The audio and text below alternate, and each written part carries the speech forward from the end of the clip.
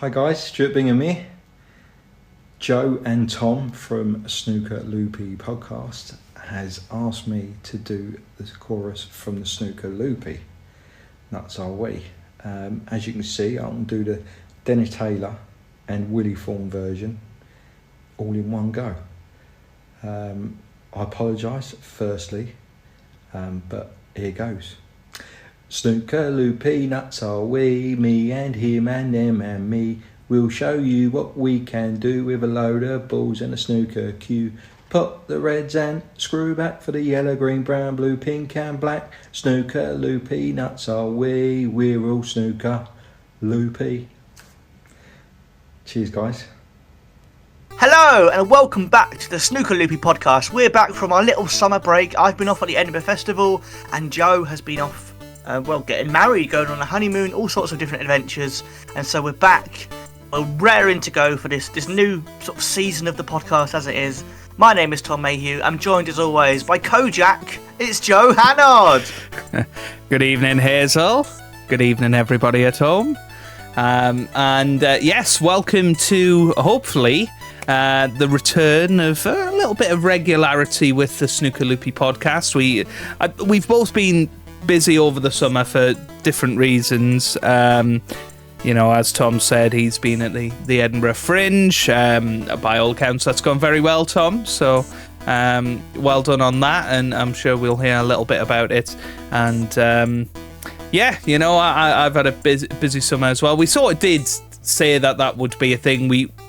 With the best will in the world, we'd have loved to have sat and done some podcasts, but we were all around the country, the world at certain points, so there just wasn't any times where we synced up together where we could do it. But there was one day where we were together, Tom, wasn't there? There was one day me and Joe were in the same building. We posted a little picture of this up on the Snooker Loopy Podcast YouTube channel. Of course, it was Joe becoming, I guess, a new Mr. Hannard, a brand new man, a married man. He's now he's taken ladies. I'm so sorry, but the most attractive half and of the gentlemen, and gentlemen, and everyone in between, whatever you identify as. Joe is off the market, I'm afraid. Yeah, unfortunately, for all of our adoring listeners, Tom. Yeah, but thank you very much for making the journey up and spending the whole day with us. Tom was one of the special guests that got to stay all day, weren't you? So I felt very, very privileged and lucky to be there, and it was a lovely ceremony. Everything went well, and beautiful speeches by Joe's family and Rachel's family. Just the absolute perfect wedding. It was wonderful, and it was a pleasure to be there. No, well, pleasure to have you, Tom, and I'm sure all of the Snooker Loopy podcast folk were there in spirit as well. Well, they were effectively there on my tie, because the tie that I chose to wear to Joe's wedding is a form of cue laughter. It, of course, is the Disneyland snooker tie that I was wearing to Joe's wedding. No one else was wearing silly ties, but I think Joe was mainly happy that I didn't turn up in the John Virgo waistcoat. Yeah, I was, to be honest. I was happy that you didn't make a scene, Tom. I know what you like. So that was very sweet. And Tom actually left the tie in our sort of gift box, if you like. So I'm now stuck with that tie for life. What I want when I make a nice gesture on a wedding day. Someone going, "Oh, I'm stuck with that." Great. Yes, but it will very happily go into our sort of wedding scrapbook type thing. So it's a good memory of the wedding. So thank you very much for that, Tom. It really was. And we didn't play Snooker Loopy. I was so tempted to request it, but I didn't. If it had been just me and Joe and people I knew, I might have done it. But there were so many people that I didn't know that I just thought I'd like an absolute prank, to be honest. Yes, I think you would have. But we had a great time, and it was great to have Tom there. So how did Edinburgh Fringe go? It went very well. It was very nice. It was very fun. Very busy, as it always is. People always go, "Oh, how was the Fringe?" And sometimes people go, "Do you have a nice holiday?" And I go, "No, I was working solidly for for 4 weeks, sort of running all over the city doing gigs. But it was lovely. It was a lot of fun. I didn't get to see much snooker because I was too busy. I was following it though. I was keeping up with it, sort of the tournaments and the matches that were going on. And there's a few sort of new things for this season we can chat about. But yeah, Edinburgh was really good, really lovely. And it's, I think, similar to a wedding and a honeymoon. It's a real come down when you go back to normal life afterwards, because you just go, oh yeah, we're not having fun now. We're just doing work and stuff. Yeah, it's a strange old feeling, isn't it? But did you get any snooker jokes into your gigs, I should say? We try to write a bit of material about John Virgo and about the fact that he's the only commentator I know that has a catchphrase, and that's not a thing in football. And I'm trying to basically work up an idea that it'd be funny if football commentators had a catchphrase, like if every time there was a corner, Jonathan Where's Pearce the goalkeeper going? during a penalty shootout, there's a corner going like, oh, it's a corner every single time. But not enough people know who John Virgo is, I think, for people to get the reference. But if you get it, I really like it as an idea, because I love the idea of basically football commentators being more John Virgo. I think that'd be nice. So there you go. If you want to help Tom in his comedy career and come up with a joke that works, then get in touch with snookerloopypodcast@gmail.com, and we will read out your jokes for Tom involving John Virgo's commentary and how that could be replicated across other sports. There we go. Let's do it as a challenge for the listeners to write me material. So Tom doesn't have to. Exactly. That's the whole point of the podcast, isn't it? Absolutely. But yeah, the 2025-26 season, as you sort of alluded to there, is in full swing now. Of course, when we last recorded, the Championship League had just started, and eventually we had Stephen Maguire winning that tournament against Joe O'Connor in the final. So another ranking final for Joe O'Connor, but didn't quite get over the line. Of course, we made some predictions, didn't we, at the start of the season of who might be a new ranking event winner, and you'd mentioned Joe. So you almost got it right straight away, which would have been hilarious. But this Championship League malarkey seems a little bit like the shootout, to throw up winners that come out of nowhere, and Stephen Maguire is definitely one of those. Well, it's definitely helped by the fact that the Championship League, often most of the top 6 players or whatever don't enter. Most of the top players don't really turn up. They either don't play every year, or maybe Ronnie will play 5 games. Yeah, Ronnie will play half the games and drop out. Do you know what I mean? So it always means you get a few kind of surprises who do well, especially with the short frame format. There's draws in the group stage, so it means it's a bit of a bit more of a lottery than normal tournaments. I don't think you could quite say that Stephen Maguire is, the biggest surprise winner of a ranking event, but certainly it does feel like it's come out of nowhere. It didn't really feel like last season he was threatening the top 16 or anything. So he didn't qualify for the Crucible, did he? No, he didn't. No, he didn't. I'm quite sure he didn't. So, he had a very bad season last year. I think he was knocking around in the sort of 40s ranking-wise, which is very low for somebody like Stephen Maguire. And, he's back in the winner's enclosure, if you want to call it that. But,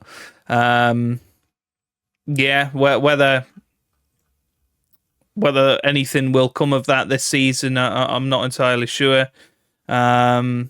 I think he did get to the final of the Welsh Open or something, didn't he? Last season, was that? Is that?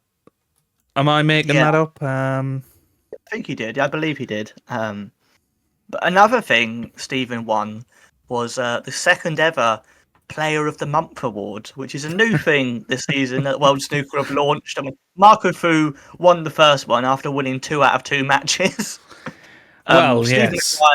Stephen Maguire won the second one because he won a ranking event, and Ronnie won the third one because he was runner-up in the Saudi Arabia Masters. Which really, really bizarre, isn't it? I mean, WST seem to be having a bit of a push this season of trying to get out there a little bit more with some of their content. Their YouTube channel is a lot more active with sort of clips from the matches and clickbait titles and all of that. They still haven't gone back to that idea that we were talking about, I think possibly even in the last podcast, where they would interview the players. You don't really get that on the channel, but they've got loads of little clips of the matches, and actually linked into what I was talking to you about before. A little cue the laughter announced today, Tom, is potentially a Christmas present for both of us. I don't know if you've heard about this. I haven't. I'm already excited. Already counting down the days. Already intrigued. So, as a little sort of precursor to cue the laughter today, this is my little small contribution. But I was just scrolling on Twitter before, and I saw this tweet. Think you know snooker? ? Time to prove it. The official WST quiz book lands November the 6th. 2,500 questions set by snooker guru Dave Hendon. Graded from red to black, build your break as you play. The perfect Christmas gift for any snooker fan. Pre-order now, and it's called the official World Snooker Tour quiz book. So that is coming soon. You can pre-order it on Amazon, Waterstones, WH Smith, any place that you'd normally get books, and it's about 15 quid, I think. So, bargain. There you go. And some of the example questions, Tom. So this is from the Amazon page. While a 147 is the maximum break, what theoretical maximum break could be achieved if a foul and a free ball situation occurred before any balls were potted? 155. Well done. Tony Drago is famous for having the fastest century break within a professional tournament, but what was the time of that break? What was it? No, was it to the nearest second? What was it? 3 minutes? 3 minutes 20 or something? It was something like that, but it doesn't have answers. This, so we're just going to say correct. No, how many people? I'm gonna look up the answer, because otherwise the listeners will be so annoyed when they're playing along and they don't get the answer. So what's the next question? But how many people watched the remarkable reversal in the 1985 World Final between Steve Davis and Denny Taylor? It's Denis, according to this. I mean, that's a very bad sign if they've spelt one of the most famous snooker players' name wrong in this book. Luckily, this is just in the description from Amazon, so fingers crossed in the actual book it isn't that bad. But how many people watched it? Well, I believe, was it 18 million? Yeah, I think 18 and a half is what I remember. How old was Ronnie O's... Oh, go on. Just quickly, Joe. The fastest break by Tony Drago was 3 minutes, 31 seconds. I think we'll give you that. I think so. How old was Ronnie O'Sullivan when he won his first world title? 24? I think he was 26, I think. Was he? Oh, I knew it. 2001. And I think Ronnie was born in 75, because I think he's 50 this year, isn't he? Oh, okay. I knew it was much later than people would expect, because everyone goes to go, 17, but that's the UK Championship. Yeah. Wow. But yeah, quite late, really, when you think about it. Which legendary broadcaster gave the green light to Pot Black, the weekly BBC Two colour snooker series? David Attenborough. Yes, correct, yeah. Very good. So, it's 320 pages long, so there's a hell of a lot of content in there. It says there's over 2,500 funny, quirky, and downright fiendish questions. So that is in the shops for this Christmas, Tom. So there's a little bit of cue the laughter for you. I'm sure me and Joe... Maybe that was a bit longer a section than we thought it was going to be, but there you go. We should discuss now the fact that I think we should both put that on our separate Christmas lists, just to avoid us buying it for each other for Christmas. That's absolutely fine. As long as we've both got a copy. By the way, Tom, I've already got one of your Christmas presents. No, what? I have, yes. It was something I saw on a car boot sale, and I think you will absolutely love it. So, if it's from a car boot sale, I'm already on board with this. This is incredible. I think you're going to be very pleasantly surprised by what it is. So, and the story behind it as well. Well, there we go. That's a little tease for December's episode already. So look forward to that, listeners. And it's good that WST are doing like a bit more official kind of merch, official products, because I don't really feel like they've done that apart from official video games. I don't think there's been any sort of, do you know what I mean, official WST products. Like you're speaking as if video games have been a common thing over the years, Tom. Okay, but I would say that was the most recent official WST. Probably since the bedding. Yeah, probably, yeah. Since that's why a lot of this podcast is us doing things about, the Matchroom books and that. Because that's the last time where there was loads of snooker merch regularly made. So it's actually quite exciting that WST have paid. And what's Dave crazy, Tom, is that Dave Hendon also has another book coming out called Pots of Gold. That's coming out on the September the 25th, and that's about the history of snooker. So, wow, Dave Hendon is becoming a prolific author over the last few months. He is. You wait ages for him to write one book, and then he writes two at once. I mean, who was waiting? Who was waiting out there for Dave Hendon's book? Well, probably about 2 listeners of this podcast, I'd say. Yeah, I guess we're speaking to the wrong people here, Tom, because the people that are listening to us talk about snooker are probably waiting eagerly for Dave Hendon's books. So, there you go. So yeah, WST getting down with the kids. Getting down with the kids now. Mm-hmm. Absolutely. All the kids are talking about it. They're all talking about WST, They're all going, God, when can I play as Dave Hendon in Fortnite, please? When is he going to be a character? Or Rob Walker in Fortnite. Bless him.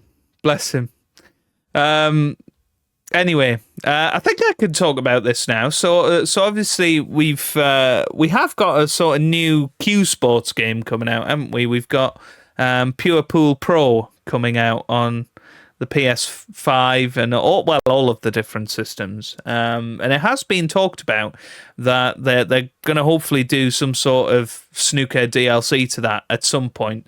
Probably unlicensed, as far as I'm aware, but that's at least something, and at least bring in some access to some video game snooker over the next year, and we will see what comes of that.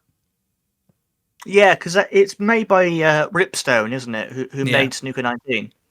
Yeah. So I don't think Ripstone made Snooker 19, but they were definitely involved in the sort of release of it.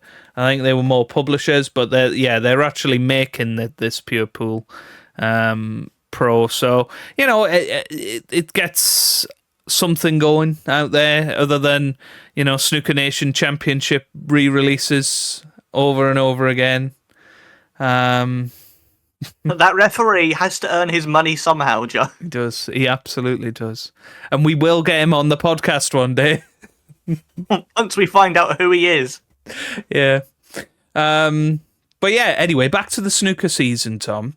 That's a big thing. Go on. Of course, the retirement of Jan Verhaas. Oh, yeah, of course. Yeah, so the great Jan Verhaas, probably the greatest referee of all time. I think most people, when they think of a snooker referee, will probably think of Jan Verhaas, among their first 3.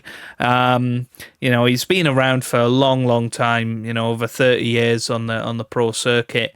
I think it's just a real shame, but actually so Jan Verhaas that he's gone out quietly almost, because he was never centre of attention. He was a very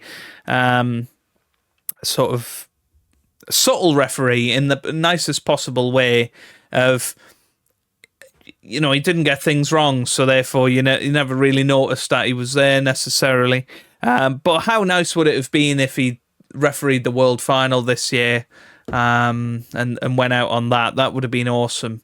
But not to be, and he's still going to be sort of the head referee, if you like, but he's not actually going to be reffing any matches anymore, which is sad.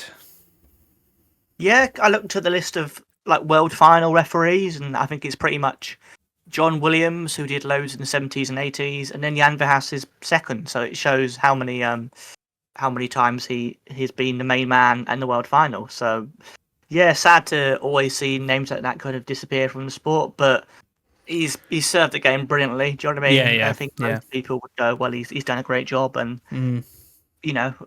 all the best to him. Yeah, and his career highlight was featuring as one of our favourite referees in our favourite referees Snooker Loopy podcast episode. He did say that actually in his retirement speech. He said, "Do you know what? I've been mentioned on the Snooker Loopy podcast. I can't achieve anything else now. I think I'm going to retire." We were like, "Fair enough, Jan. Fair enough." Fair enough, Jan. And we'll get him on the podcast at some point as well. You say this about 500 people. We'll get them on the podcast. We'll get them on the podcast. We've not got a single person on yet, but we'll get them on eventually. We haven't. We will. But yeah, obviously, Kyron Wilson started the proper snooker season in the Shanghai Masters, beating Ali Carter in the final. Sort of one of these weird situations where Ali Carter was never meant to be in the tournament, and it's amazing how many times that happens at either the Shanghai Masters or the actual Masters, and they end up getting to the final. It's crazy how many times that happens. Well, Ali himself did it in the Masters, so he's some sort of 17th place specialist for some reason. He likes being the underdog, the outsider, and I guess it's partly having very little pressure, and it's partly the fact that everyone talks about the top 16, but really I think the top 24 are probably fairly similar in quality on their day. Especially rank 24 to about rank 9, I'd say probably that group of players could easily exchange wins against each other. So it's not a massive surprise. It's just one of those little quirks, isn't it? Yeah, it's funny, and it does always tend to happen. And obviously, if Ronnie O'Sullivan withdraws from the Masters this year, then it could happen again.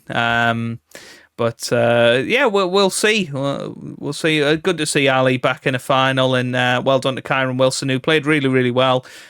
Believe he beat Ronnie in the quarterfinal in a really good match, and looks like he's playing really, really well at the start of this season. So well done to him. On to the Saudi Arabia Masters, which of course is the fourth major of snooker. Yeah.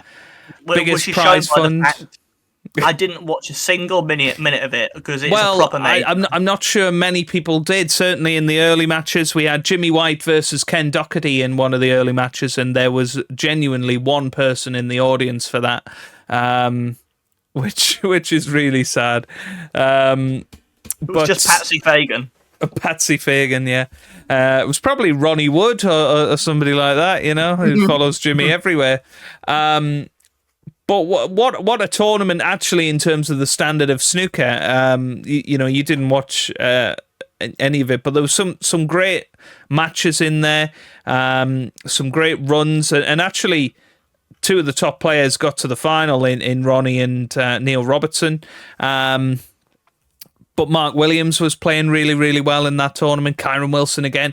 Ronnie and Kyron actually had a final frame decider in the quarterfinal, but Kyron was 5-3 up in that match, and Ronnie came back to win 6-5. And of course, Ronnie emulated what Jackson Page did just a few months ago in the final. No, it wasn't in the final. It was in the semi-final against Chris Wakelin, and he got 2 1-4-7s in that match, which was unbelievable. He also got a 1-4-2, and I think in another frame he got to 89 on the 1-4-7 and missed the black. So unbelievable from Ronnie there, and I think that's a big reason why he ended up with Player of the Month for August. Yeah. Well, he did emulate Jackson Page in making 2 1-4-7s in a match, but Jackson Page actually did it over 2 days. Yes. So Ronnie was the first player ever to do 2 in one day. Do you know what I mean? Like, which is crazy, really. It's even more impressive, I would say, in that regard. Yeah, and as I say, he could have had 3, which would have been absolutely nuts if he'd managed that. But when you consider he hadn't had one for about 7 years, had he? He'd been a long time. Yeah, I think it was 2017 was the last one, but he's extended his lead to 17 now. I think 17 professional maximums, which is I think 5 ahead of John Higgins, who has 12, I believe. But Chris Wakelin had a great tournament. He was playing really, really well. And actually, the standard of the matches in Saudi was really good. But they sort of rushed it all. It was all in 8 days. They had all 128 players out there, and some reasonably long matches. From the sort of round of last 16 onwards. So you ended up with like 8 tables on at a time. So you had sort of Zhao Xintong and Ronnie and Judd all in the same session, which was quite crazy. And speaking of Judd Trump, he's not had a good start of the season. He's struggling quite a lot actually, which is good to see. But insofar as, of course, it means we've had some different winners at the start of the season. Neil Robertson back in the big title enclosure. Zhao Gudong holding on to his title in Wuhan as well over Gary Wilson. So good to see some different names at the start of the year. Crazy, really, as well, because Gary Wilson, he won the Scottish Open. And then he defended it. And now Zhao Gudong has done that in Wuhan. And they're both players who, it was Zhao Gudong's first ranking event. I think it might have been Gary's first one as well. Like, they're both players who, it's bizarre that they've not won much else. And then they're the ones who managed to defend a title, whereas... And I think the last people to defend their first ranking title, or the last person, was John Parrott, back in the sort of early 90s. I think, or the late 80s. I think that was the last person to successfully defend their first ever ranking title. So, Zhao Gudong and the Wuhan Open go into that bit of history. And Gary Wilson with the Scottish as well. Yeah. But interesting start of the season. Of course, as a sort of knock-on effect of all of that, the Magician, Sean Murphy, has been knocked out of the top 16. He's number 17 as it stands. Provisionally, he will go back up shortly.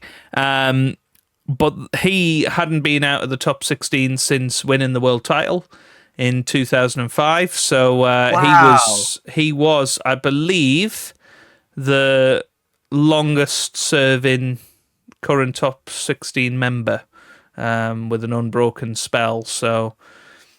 yeah, that was quite a moment for him. I think Mark Selby will probably be the next longest now, because I think since he got to the world final in 2007, I'm not sure he's ever been out of the top 16. So it'll probably be him. He was number 1 for about 5 years in a row, so I imagine it would be either Selby or Trump or. Maybe even Robertson. Well, yeah, Trump wouldn't have got into the 16 until sort of 2011 time. Robertson's dropped out, hasn't he? So a couple of times Robertson has. I think Mark Allen has as well. He would be the only other one I'd consider for that. Obviously, Williams, Higgins, or Sullivan, they've all dropped out of the top 16. Higgins dropped out for about 2 weeks. He did, but he did nonetheless. Yeah.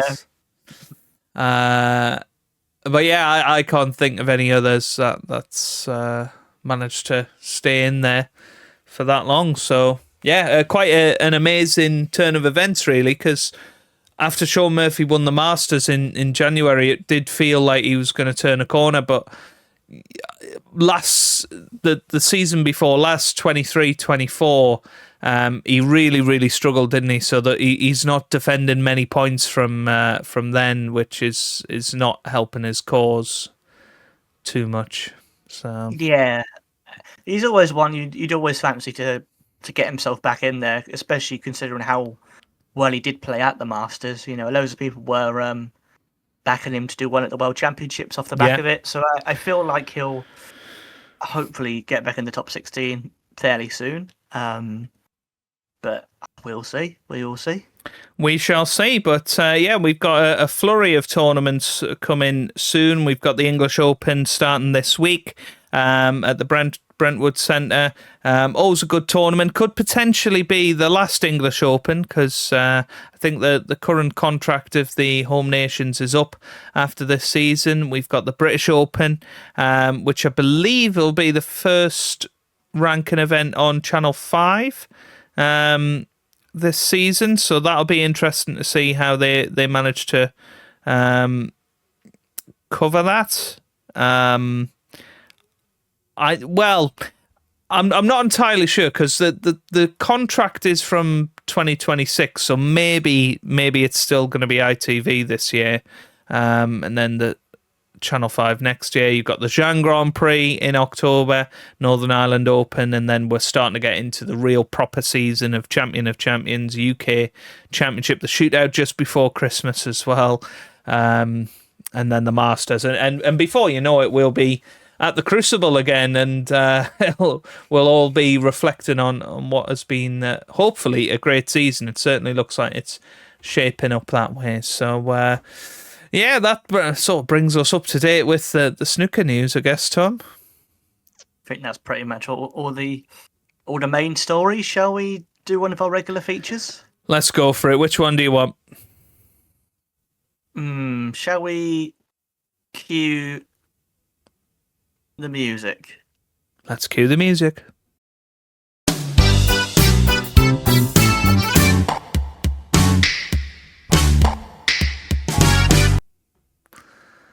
This, Joe, is a song that I've not heard. I've no idea how much it is about snooker or whether it's not about snooker. All I know is that the title is Cue for a Song, and it's by an artist called Ivor Biggin.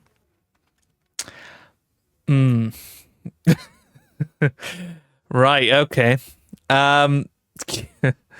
This could be interesting, couldn't it? Vintage. Let's be honest. It might have to be Snooker Loopy Extra. I'm not too sure how this is going to go, to be honest. Tom's not sound tested this. He's not done any of that. He's just thrown us in at the deep end. I think that's the joy of cued music. Sometimes you do have to take a punt, and sometimes it's great. Other times it's dreadful. So we will see where this goes. I don't actually know how Thomas found this.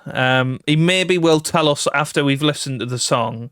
But it's only got 614 views in 10 years. So this is, interesting, to say the least. So I'm ready when you are, Tom. Okay. 3, 2, 1. What do you find in men's trousers and on billiard tables? Pockets! Well, that's not the answer I was expecting. But gentlemen, it's a cue for a song. Well, sing, you booger, sing! A poor old snooker player stood with hand on cue. His balls before him, red, yellow, black and blue. A cruel barman, he sneered and dimmed the light. Please leave those balls alone, you'll play no more tonight. The chalk-stained veteran, he turned with anxious gaze. His game half over, his balls still on the bays. His eyes, they filled with tears, his heart with pain. And as they flung him out, he sang this sad refrain. Oh please, don't take my balls away. I used to play with them at least 10 times a day. Once they were lovely, but now they're old and grey. Oh please don't take my precious balls away. The busty barmaid, an Irish lass named Mabel, said, balls up, please don't leave them on the table. Though I have travelled far from the Dublin shore, I've never seen such dirty old balls before. Oh please, don't take my balls away. I used to play with them at least 10 times a day. Once they were lovely, but now they're old and grey. Oh please don't take my precious balls away. It's cruel winter outside the blizzard squalls. Oh landlord, give me time to pocket all my balls. The icy wind doth blow, and if I roam, I may not have my balls when I get home. Oh please, don't take my balls away. I used to play with them at least 10 times a day. Once they were lovely, but now they're old and grey. Oh please don't take my precious balls away. Next day they found him, the snow lay all around. They searched in vain, too late, his balls could not be found. They laid him by the fire, they watched him thaw. Then through the chilblains he sang this song once more. Oh please, don't take my balls away. I used to play with them at least 10 times a day. Once they were lovely, but now they're old and grey. Oh please don't take my precious balls away.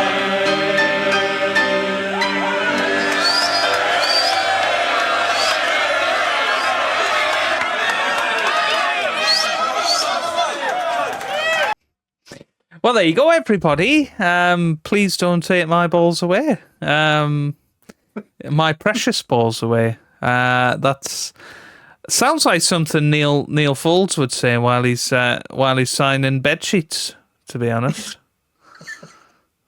I was very worried where you were going with that joke. yes, yeah. So go on then, Tom. What's the story behind that song? Well, basically, I found a website where you can search for lyrics of popular songs. I typed in snooker, and I found that this one mentioned snooker, but I hadn't heard it. I've never heard of Ivor Biggin. It's clearly some sort of novelty joke act or something from the past. It sounds very old-fashioned and music hall-like. It did say released in 2006, so it's reasonably modern, I guess. But yep. Well, I don't know when it was originally released because that was on a greatest hits compilation. Ah, right, okay. But I wonder whether there's a website for this song. I doubt there is. But yeah, there's not too much about it I found apart from the lyrics. And it was about snooker. It was, sort of. And billiards. Yep. And balls. It was mainly the same joke about bulls repeated about 10 times. Yes. But I don't know, I quite liked it. It was quite fun. I enjoyed it. Put a smile on my face. Yeah, I mean it's better at the very least than all of the Bill Werbeneck 147 Pints Mix songs. So that's damning with faint praise there, Joe. For our 60th song, this is our 60th song of the podcast, Tom. So it's that all-important rating time. Give us your best shot, Tom. Oh, for this song about someone wanting someone not to steal their balls, effectively, is what the title is, what the song's about. I'd give it a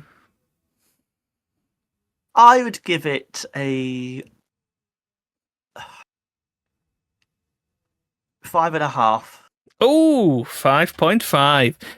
just to put that into perspective, Tom, you gave Catch the Pigeon by Ken Doherty a 6. You gave Chasing Cars by Mark Selby a 5. You We've all made gave mistakes. Ruby by Stephen Hendry's Rubbish a 5. We've all made mistakes. You gave White Christmas by Dominic Dale a 6. We've all made. Well, I thought I enjoyed the song. I just feel It lacked snooker, didn't it? I think you're right. I'm going to give it a 5. That gives it an overall score of 5.25, which puts it in a very comfortable. If it will let me do this. It's been a while since I've done this. There we go.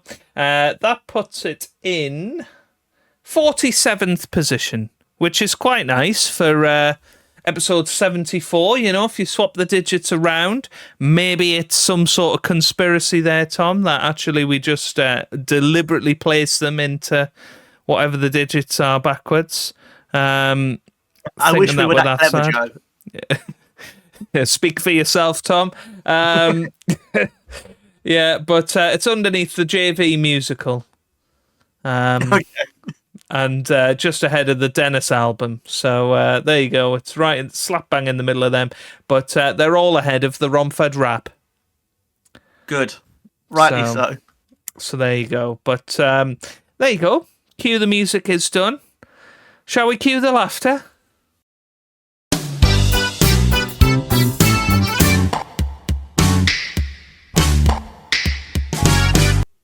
Yes, let's cue the laughter. And for this episode, Joe, I was looking for clips of snooker players on Strictly Come Dancing. And as I usually do. Oh, the great WT.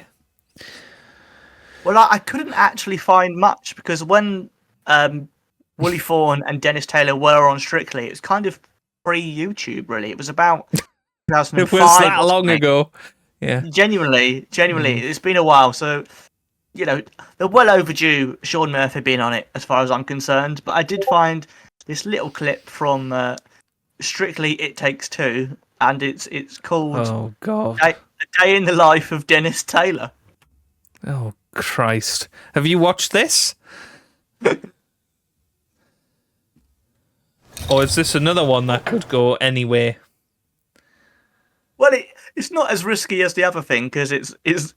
I was worried the other one was going to have X-rated content, but this should be fine because it's on the BBC. Oh my goodness! Right, let's give this a watch then, I guess, Tom. I'm ready when you are. Now, we often hear our celebrities talking about juggling training commitments with family and careers. So tonight we launch a new strand called A Day in the Life of. First up, Dennis Taylor.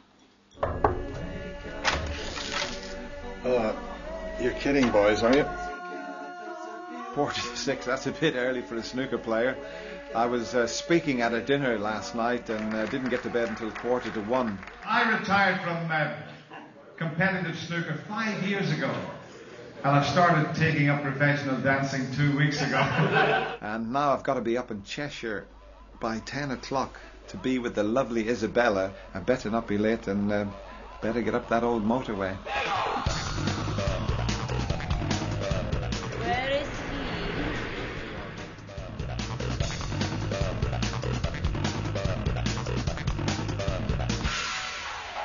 he? Where you been? It's a long way from Gloucester to get here. Yeah. Chin up, walk. Stronger. 1, 2, 3. Oh, you're tired. One more time. Ooh, that was absolutely knackering after that drive this morning, and now I've got a chance before I go to Hull. I'm going to go back and see baby Cameron, see how he's doing and have a little play with him.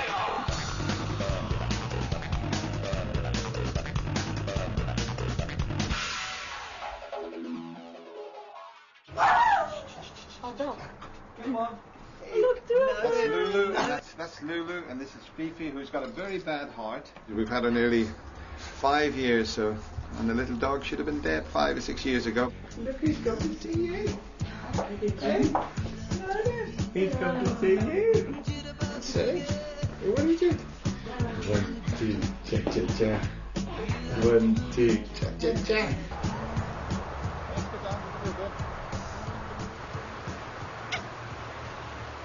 Well, that was just a brief glimpse of Cameron. Next week I'll be able to spend a lot more time with him. This has been quite a hectic week, so I've got to get myself ready and drive over to Hull. I don't want to be rushing. I want to give myself plenty of time before I start speaking again.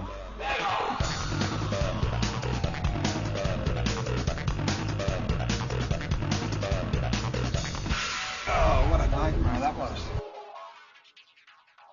Hull City have organised a sporting dinner. Well, we hired Dennis Taylor, big celebrity now, and especially with his dancing exploits. The lovely, the movable, the inimitable, Mr. Dennis Taylor. Don't forget about Saturday night on Strictly Come Dancing. Give it a wee phone call. Thank you very much indeed. Thank you. Another great night, very friendly people, the people in Hull, and now back home to get a little bit of sleep, and then Isabella again tomorrow, and then down to London and Saturday night. Oh, wow. Oh, that was brilliant. The lovely Isabella. There's Vicky. I mean, it's very interesting that we've never seen Isabella again. That she's not been there, to see Dennis. There was some very interesting sort of freeze frames of Dennis with his cheesy smile there, but that was a cracker, Tom. That was a cracker. I loved that. I think my favourite one was if people go to the video, it's the freeze frame at 1 minute 27. It's just him and his head poking out the car. He seems to be like wetting his pants for some reason. He's laughing so much at God knows what. Like, yeah, I know. He's just happy, I know. He's just happy he's arrived safely. Yeah. Oh my God. Yeah. And he's like, that's a nightmare. And he's doing after dinner speeches every night. I mean, the Hull City Football Club were booking Dennis Taylor for after dinner speeches. I want to know how busy his after dinner speech schedule is now. Yeah, he must still be busy. Surely that kind of audience, like. I mean, he would have had a peak of business, I guess, because he was on Strictly, so maybe people would... Yeah, maybe. But especially with the anniversary and stuff like that, I imagine he's been on the road quite a lot. I'm surprised he doesn't have a driver. He's just doing it all himself. Yeah. I mean, that is something that we'll have to try and find is all of Dennis and Willie's dances from Strictly and get them uploaded to the Snooker Loopy podcast channel. I did like the bit when he holds up a dog and goes, "Oh, she's got a bad heart. Oh, she should have been dead 5 years ago." Yeah, I know. I wonder if that dog is still alive, Tom. Do we think the dog is still alive?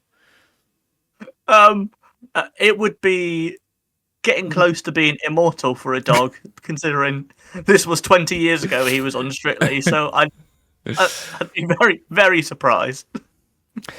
As James Bond says in Casino Royale, the bitch is dead. There you go. Oh, and that's one more reference to Daniel Craig's Bond than there was at your wedding, Joe. So there we go. Correct. Very correct. But yeah, being good to be back, Tom. Obviously, not a great deal has happened in the snooker world in our absence. One thing I did see, bizarrely, was an exhibition match between Stephen Lee and James Wattener. I don't know if you caught any of that footage. But no, I didn't see. I saw it happened, and I was just like, okay, is Stephen Lee going to be making his comeback? Because as soon as Stephen Lee does anything, there's all these people on the internet who go, "Oh, he's still got the best cue action," oh, blah, blah, blah, and they make all this... I think he's 51 or something now, so, it would be very difficult. I mean, it would say a lot about the depth of snooker if Stephen Lee was able to come back after 12 years and perform at any sort of level. But Stephen Hendry tried it, and he was so much more talented than Stephen Lee ever was. So I can't see it happening myself, but I guess he's done his time. If he is to come back, it would be good to see him back. He was a player that I did enjoy watching back in the day. So, if he does come back, I suppose that's what the system's there for. At the end of the day, Zhao Xintong, for instance, served his time, won the World Championship. So I guess we have to give Stephen Lee that credit as well.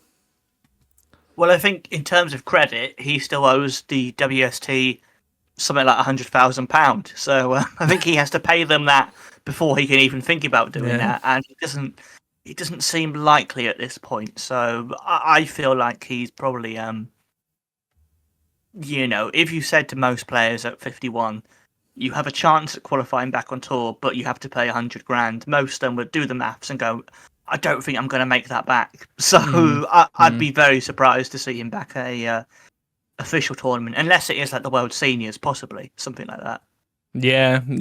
Well, that's a possibility. I mean, Stu Bingham has signed up for the next seniors event. Matthew Stevens has signed up for that as well. So, I think those tournaments are going to get a little bit higher in quality as well. So, which is good, because I think we've said it before. I don't really tune into the World Seniors to watch Aaron Canavan or Rodney Goggins. I'm. Oh, it's all about the Goggins, mate. Come on. I want to see the legends. I want to see the legends, and I think that is hopefully what's going to happen over the next few years with that. But yeah, it's been a pleasure, Tom. You got any sort of final thoughts before we wrap things up? Not especially, no. I'm probably going to spend most of the rest of the day trying to find really old Strictly Come Dancing footage. You know what? I think it might be on iPlayer. So that could be a good place to try and find it. But as always, if you've got stuff to contribute, please let us know in the comments. Get involved on the email, snookerloopypodcast@gmail.com. It's good to be back. We're not promising sort of being back weekly or anything. Certainly not at this stage of the season where there's not a great deal happening. But we will certainly be back very, very soon to discuss all things snooker and have a loopy time while doing it. And let us know what you thought of that video of Dennis and of the cued music, because we don't always hear from people about them. But I'm interested to know what people thought of. Maybe people don't even like these segments, Tom. To be fair, very few people say either way. So we like it. Banksy likes it, partly because he gets to join in. Yes. We've not had a listener one for a while, actually. If everyone wants to sing Ivor Biggin, feel free. Yes, you can sing Ivor Biggin, you can sing Big Bill Werben X147 Pints Mix if you want. Be great. But yes, thank you very much, Tom, for everything as always. And I guess with that being said, we'll see you on the next one. See you soon, guys. Take care.